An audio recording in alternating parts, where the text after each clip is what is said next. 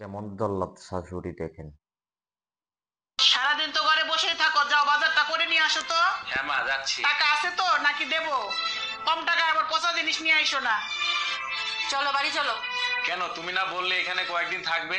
যেখানে আমার স্বামীর মান সম্মান নাই সেখানে আমি 1 মিনিটও থাকতে চাই না, সেটা আমার যতই বাড়ি হোক না কেন। চলো বাসায় চলো। শোন মা, মা বাবার চাইতে আপন কেউ হয় না। স্বামী যখন পিছন থেকে লাথিটা মারবে সেই দিন টের পাবে। এইসব গরিব ভিখারিদের যত মাথায় তুলবি ততই পেয়ে বসবে, তাই এদের হাতের মুঠোয় রাখতে শিখ।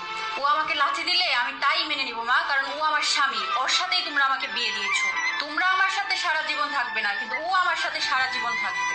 আর যে আমার সাথে সারা জীবন থাকবে তার যেখানে মান সম্মান নেই আমি সেখানে থাকবো না। ও তো বসেই ছিল, ওকে ভালোভাবে বলতে পারতে, যাও বাবা বাজারটা করে নিয়ে আসো। তুমি যেভাবে বলছো সেখানে ওকে অপমান করা হয়েছে, আর ওকে যেখানে অপমান করা হবে সেখানে আমি থাকবো না। চলো, আমরা এই বাড়িতে আর এক মুহূর্তও থাকবো না। চলো। জামাই গরিব হলে আপ্যায়ন কম, কথা বেশি শুনতে হয়, কিন্তু বিয়ে হলো দুটি পরিবারের মধ্যে সম্পর্ক।